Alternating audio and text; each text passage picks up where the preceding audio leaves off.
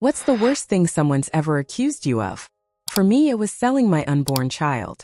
Vienna, autumn. The city was quiet, wrapped in the kind of golden light that makes you believe the world is gentle. I was 8 months pregnant, writing from my small study by the window, where the leaves outside fell like slow confessions. My husband, Lukas, had just finished painting the nursery, a soft shade of sage green. We were ready, hopeful, naively so. We'd already chosen his name, Elias Anton. Elias after my grandfather, a violinist whose music still played in cafes across Vienna. Anton after Lukas's brother, a firefighter who died saving others in Salzburg. That name felt sacred, a bridge between the living and the lost. Every night, I would whisper it against my belly, imagining the sound of tiny laughter filling the house. I believed names carried blessings that love itself could protect. But sometimes a name can summon something darker, something buried deep in another person's grief. I didn't know that by naming my son Elias Anton, I had already lit the fuse to a nightmare that began quietly with a trembling voice asking, "How dare you use that name?" And before I could even understand what was happening, my whole world, my marriage, my freedom, my child, would be swallowed by suspicion, betrayal, and fear. That's how it began. With a name. If you're still listening, we want to sincerely thank you for spending your time with us. Truly means a lot. We'd love to know, where in the world are you watching from? Drop your country in the comments and let's see how far this message has reached. If you haven't subscribed to the channel yet, I highly recommend doing it now so you won't miss any of our upcoming stories. These aren't just ordinary stories. They're filled with meaningful life lessons that can inspire, teach, and stay with you long after the video ends. Hit that subscribe button and join our growing community. My name is Elena Voss, 32 years old. I work as a freelance journalist, mostly writing quiet pieces about people's lives in small Austrian towns.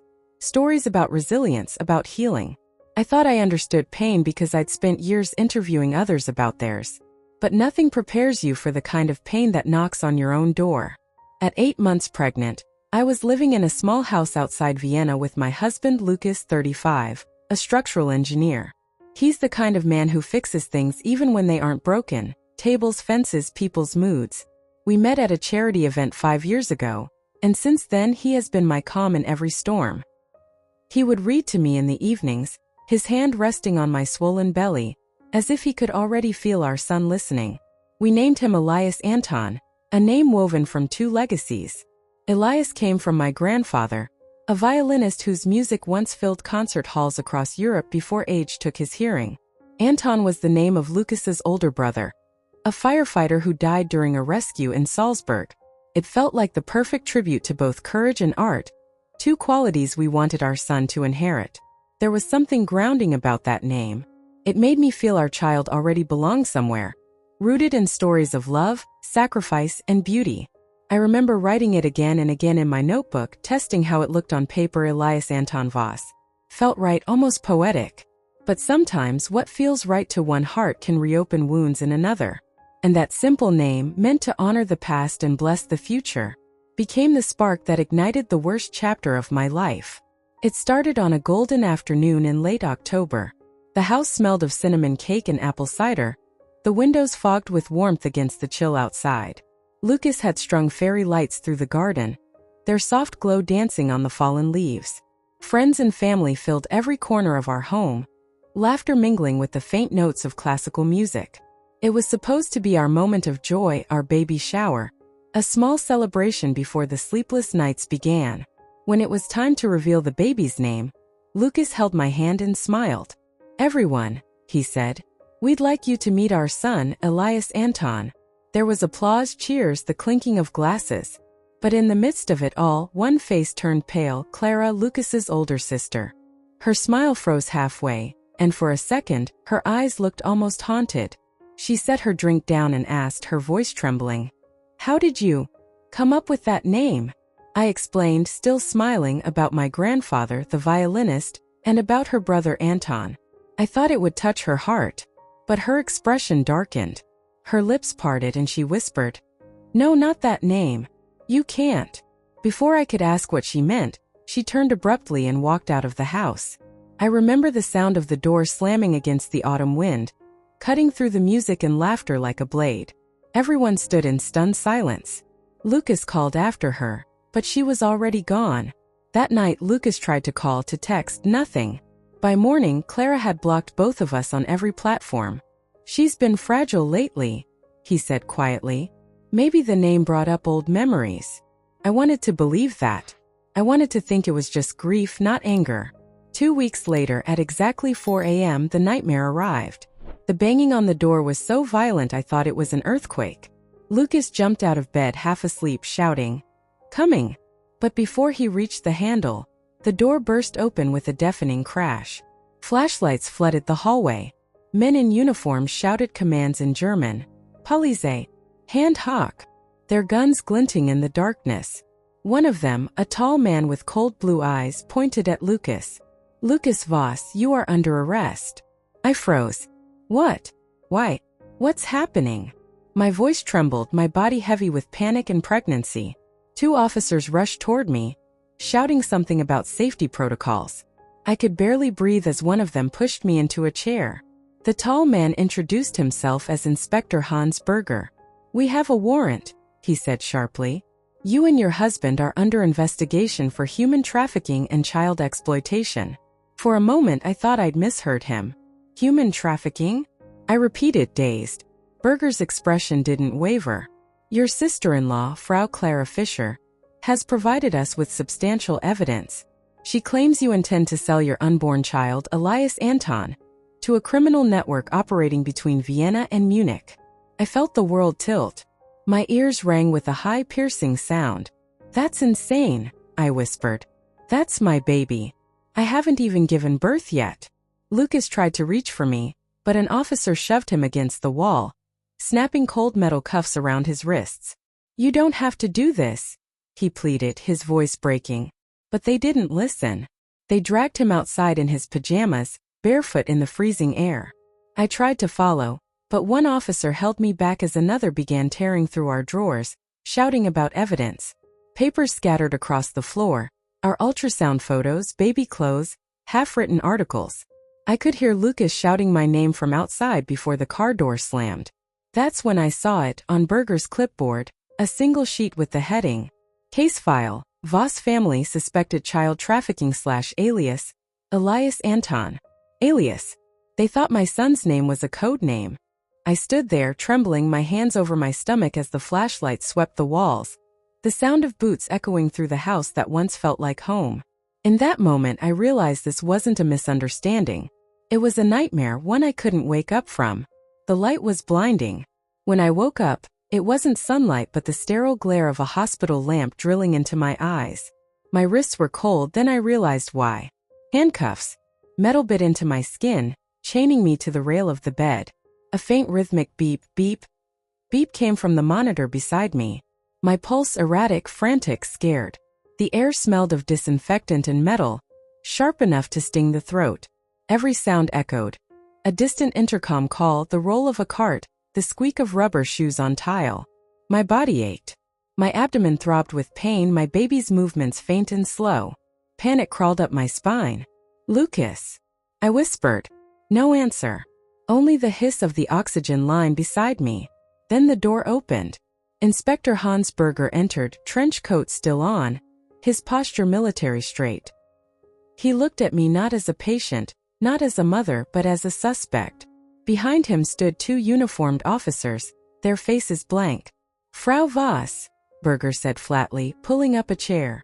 "You know why you're here." I shook my head weakly. "You're wrong. Please, my husband and I." He cut me off.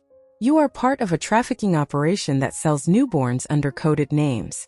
Elias Anton. A code used in Vienna last year." My mouth went dry. "That's my son's name," I whispered. "It's our family name." Berger's eyes narrowed. "Convenient."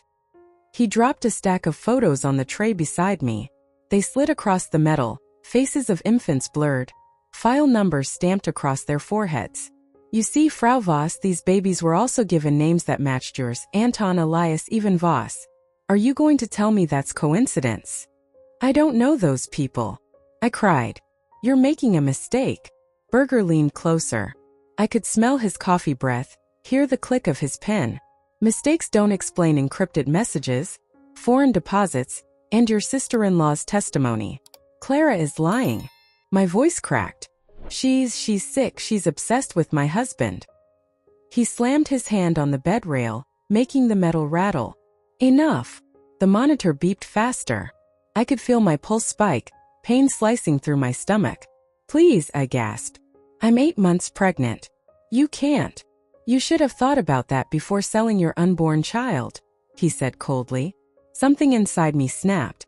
A hot tear ran down my cheek and I shouted, "He's not for sale. He's mine." Berger's face didn't move. "We'll see what the judge says." Then the contraction hit. Sharp, deep, like something tearing from within.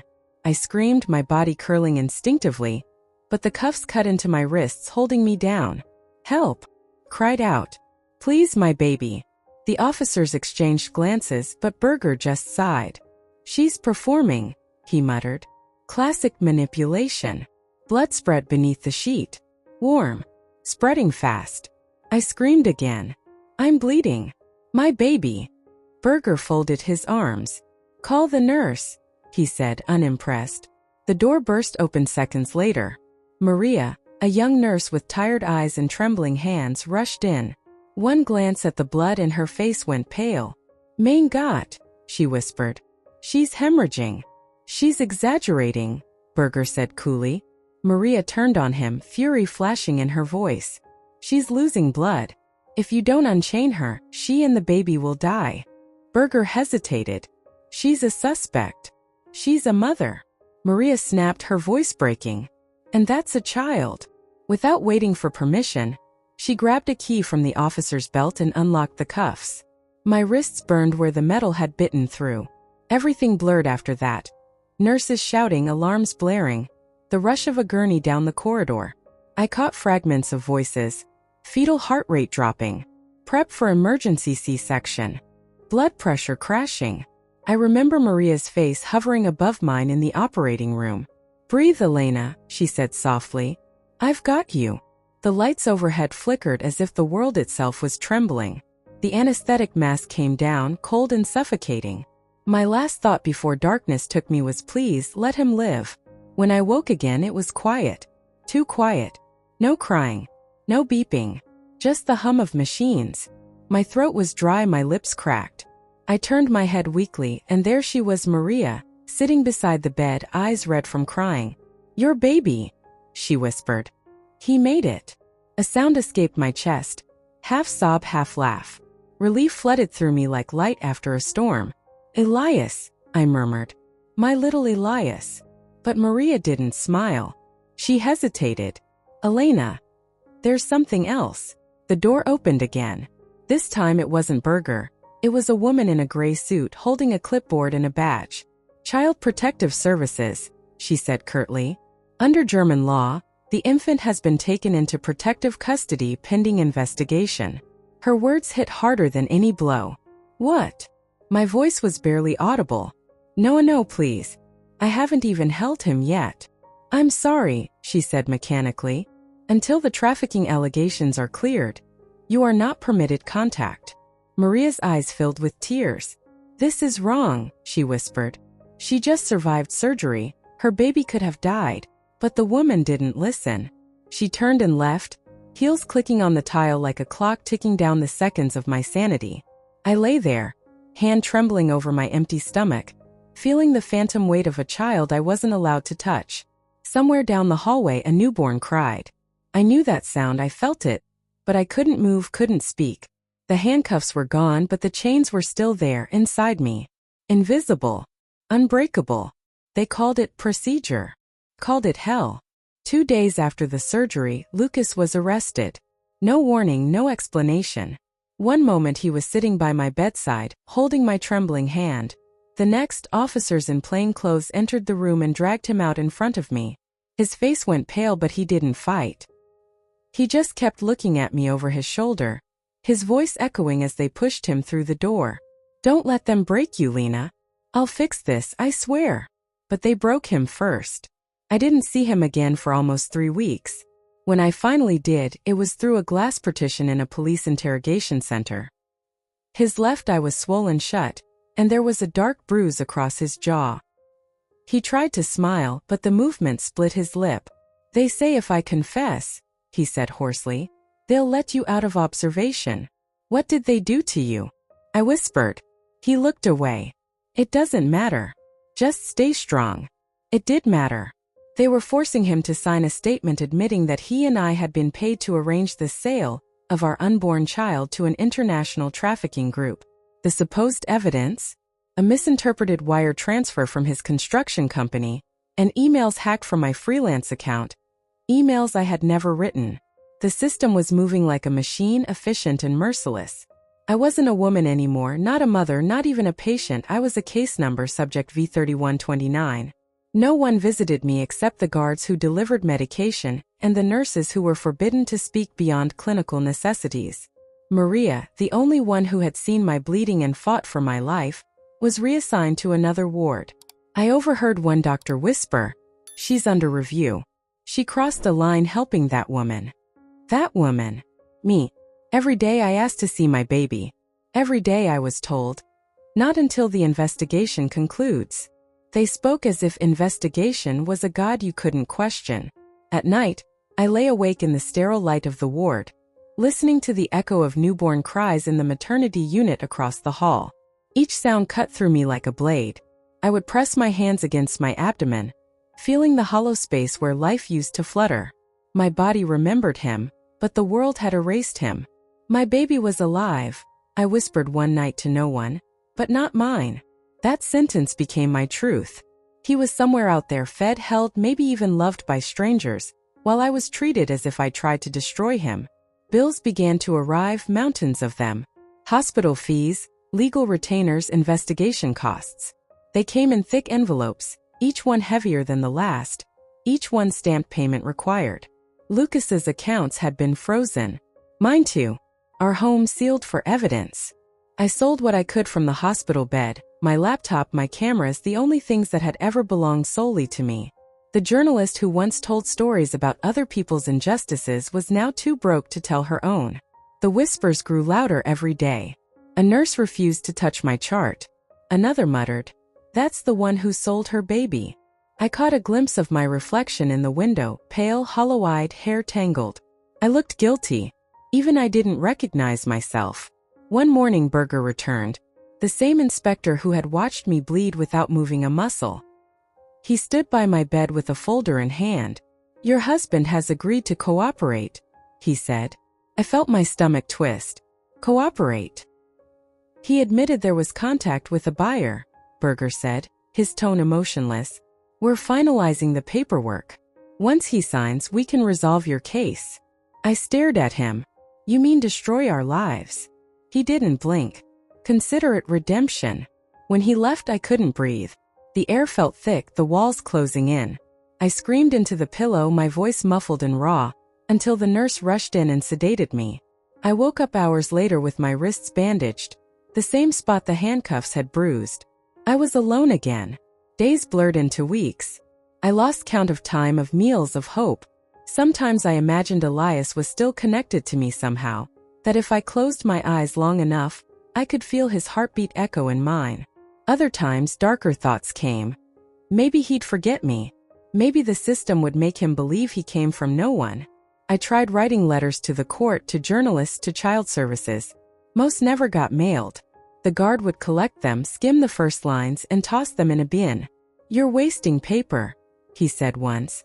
"You should be thinking about your defense." My defense? Against what? Against existing? Against carrying a child that someone else decided had market value? There were nights when I wanted to give up, to disappear into the white noise of machines and forget that I'd ever loved, ever hoped. But each time I reached that edge, I heard Maria's voice in my memory. "Breathe, Elena. I've got you." Even if she was gone, those words kept me from collapsing. Then one morning a letter slipped under my door.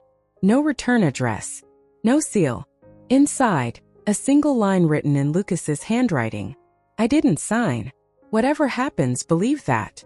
I pressed the paper to my chest and sobbed until I couldn't breathe. For the first time in weeks, something inside me flickered anger, not fear. That night, I asked for a pen and paper.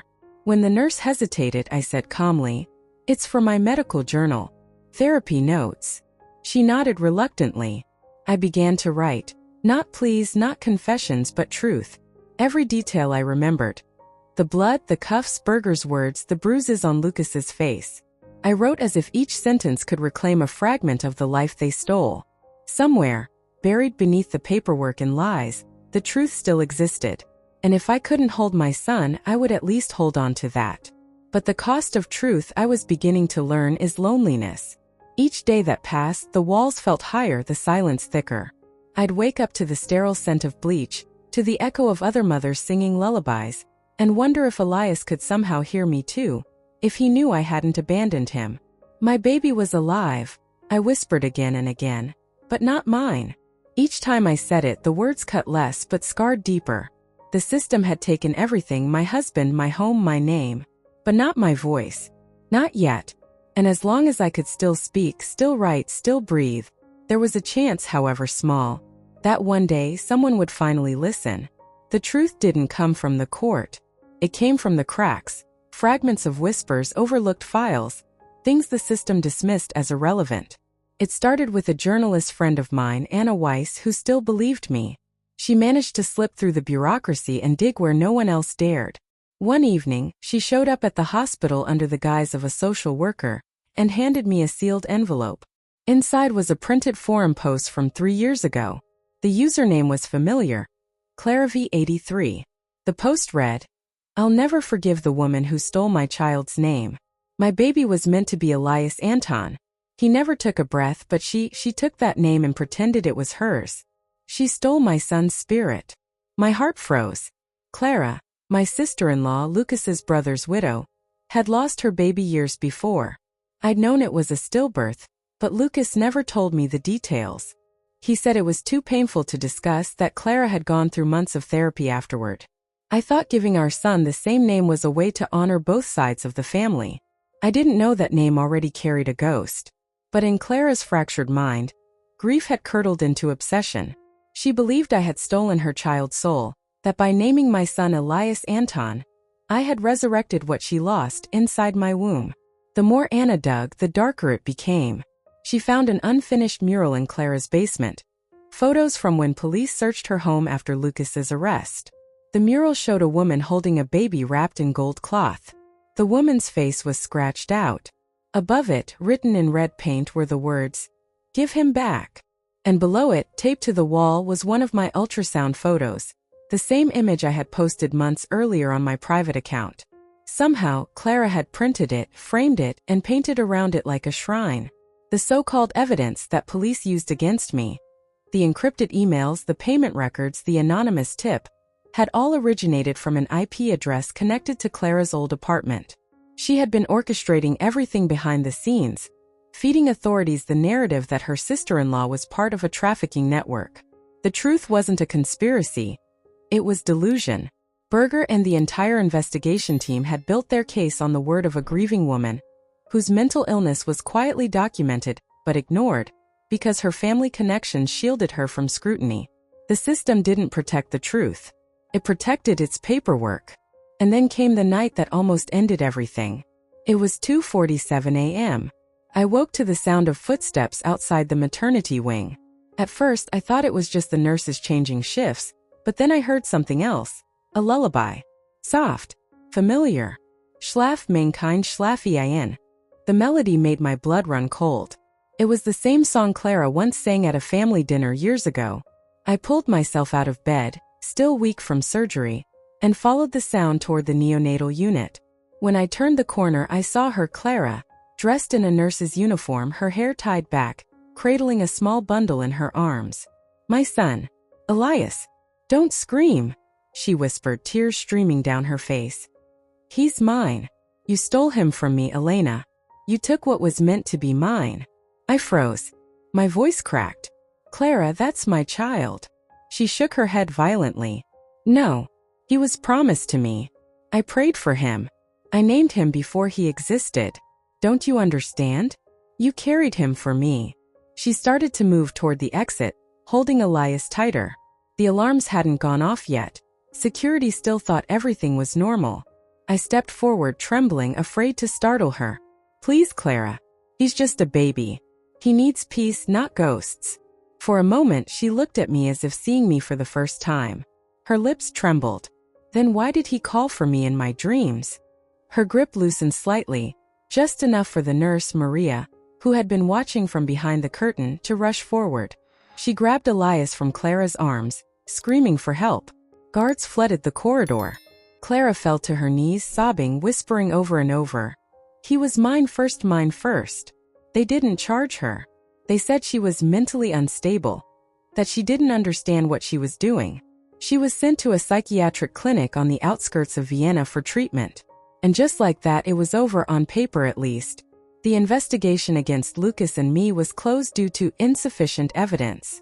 My record wasn't cleared. It was simply archived. My name would always carry the shadow of those accusations. Lukas was released, but broken. His company bankrupt, his spirit hollowed out by months of interrogations and violence. We were free technically, but everything we had was gone. Our home, our jobs, our peace. And worst of all, our son remained under state protection, until further notice. When I finally stood before the board demanding custody, they told me, "It's a sensitive case. You need to demonstrate emotional stability." I laughed, a dry, bitter sound that startled even me. Stability? After what they'd done? After what they'd allowed? Klara received medication, therapy, and a quiet place to heal. We received debt, stigma, and silence. That was when I wrote my last note to the authorities. A single line. The system protected her madness, not our pain. They never replied.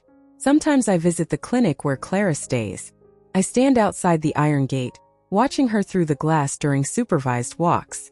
She always looks calm, almost serene, as if she's finally made peace with her ghosts. I want to hate her, but all I feel is emptiness, a kind of sorrow so deep it becomes quiet. Because the truth is, Klara wasn't the only broken one. We all were. And as I stand there, clutching the photo of Elias they finally let me have, I realize something cruel. In this world, it's easier to forgive madness than to confront the system that enables it. The same system that nearly killed me, that silenced Lukas, that took my child away. It still stands untouched. But I'm still standing too. After the failed kidnapping, the world went silent. But not in peace, in exhaustion. My body had survived the surgery, but my mind began to fracture. I couldn't sleep without hearing alarms, couldn't close my eyes without seeing flashlights and the white glare of the operating room. Doctors called it postpartum psychosis, layered with trauma. I called it the echo of fear. I was placed under observation for 7 days in a psychiatric ward, where the walls were the color of diluted milk and the clocks ticked too loudly. I wanted to believe I would heal, but CPS used my diagnosis as a weapon. When I returned home, Frau Weber was waiting with new papers. "Given your mental state," she said coldly, "we will move forward to terminate your parental rights. It's in the child's best interest." Her words shattered me more than any handcuff ever could. My baby was alive, but not mine. I screamed, begged, offered therapy reports, but she only smiled, as if my pain confirmed her report. Lukas tried to comfort me, but he looked defeated, his face gray from sleepless nights and bureaucratic battles. We were drowning in debt, drowning in grief, and I began to wonder if maybe they were right. Maybe Elias would be safer far from me. And then light found its way through the cracks, through a woman named Klara, a nurse in the NICU who had seen too much to stay silent. One evening, she appeared at our door, trembling, holding a flash drive. "I shouldn't be doing this," she whispered. "But you need to hear it." On the recording, Inspector Berger's voice filled our small living room. Cold. Arrogant. Of course the trafficking angle was exaggerated. But if we drop it now, it'll ruin the department's credibility. Keep the file open. Let CPS handle the rest. It was a confession. A bureaucratic lie that had nearly killed us. Klara had risked her career to expose it. Lukas immediately handed the audio to our lawyer, Frau Klein, who filed an emergency petition. The dominoes began to fall. The court reopened the investigation. Berger's previous misconduct complaints resurfaced. 6 in total, all buried under administrative review. The prosecutors could no longer protect him. Within 2 weeks, the case against us was dismissed. The judge's final words echoed through the courtroom like redemption itself. There was never a crime, only a failure of duty. And then, after 5 months, they brought Elias back to me. A social worker carried him in, wrapped in a blue blanket that wasn't mine. His hair was darker, his face fuller. He had grown without me. When she placed him in my arms, my hands trembled so violently I almost dropped him. He looked at me and didn't recognize me. His little eyes darted past my face, searching for the nurse who had carried him in. When I whispered his name, Elias, he turned away. I broke. Silent tears soaked his blanket as I held him tighter, afraid that if I blinked, someone would take him again. Lukas stood behind me, his arms around both of us. For the first time in months, we breathed as a family, fragile, trembling, but real. 3 days later, the final storm came. Klara appeared again, outside our home, disheveled, clutching a kitchen knife. She screamed, "You took him. Give him back." The police arrived just as she tried to force the door. This time there was no leniency. She was committed to a psychiatric hospital indefinitely, diagnosed with severe paranoid schizophrenia. Justice at last had shape. We filed a civil lawsuit against the Vienna Police Department and CPS. Took 2 years, but we won 1.5 million euros in damages. Enough to pay off the hospital bills, enough to build something resembling safety again. Berger was convicted of falsifying evidence and sentenced to 18 months in prison. A fraction of the pain he caused, but still, a mark on his name that would never fade. The hospital passed a new regulation, informally known as Elias's Law, forbidding law enforcement from interfering in emergency maternal care without direct judicial order. Today Elias is 2 years old. He runs through the garden where it all began, his laughter echoing through autumn leaves. He has a little sister now, Lena, born under the softest light, surrounded by kindness, not suspicion. Sometimes, when the house grows quiet, Lukas still checks the locks 3 times before bed. I still startle at sudden knocks on the door. Healing, it seems, has no deadline. Last month, I received a letter from the psychiatric facility. It was from Klara.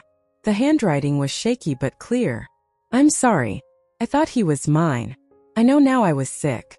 Please tell Elias I never meant to hurt him." I folded the letter and placed it inside a small wooden box. The same one that holds the police reports, the medical records, and Elias's hospital bracelet. Proof that nightmares can end, even if scars remain. When I look at my children sleeping, I whisper a quiet truth into the night. We survived, but some scars never heal. Sometimes the people who hurt us most aren't strangers, they share our blood. I learned that justice isn't about kindness. It's about survival. Systems can break, people can lie, but truth, even buried, has a pulse. Healing doesn't mean erasing the past. It means learning to breathe beside the pain without letting it define you. And above all, no mother should ever have to prove she's a mother. If my story touched you, please like, share, and subscribe. Not for me, but for every parent still fighting to be believed. Thank you for listening.